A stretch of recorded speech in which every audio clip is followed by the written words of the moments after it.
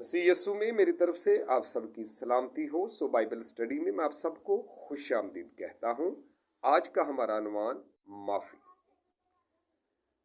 देखिए कि हम सब से गलतियां होती रहती हैं और इसी तरह दूसरों से भी गलतियां होती रहती हैं, लेकिन क्या कभी हमने दूसरों को माफ किया जो हम खुद चाहते हैं?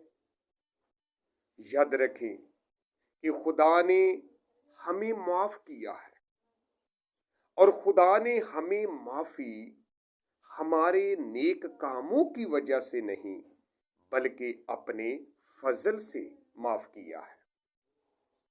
तो आए हम भी अपना दिल बड़ा करें और दूसरों को माफ करें।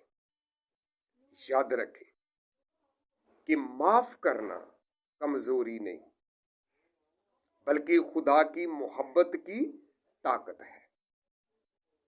आए एक दूसरे की गलतियों को माफ करें, दरगुजर करें। खुदावंद आपको बरकत दे। आमीन।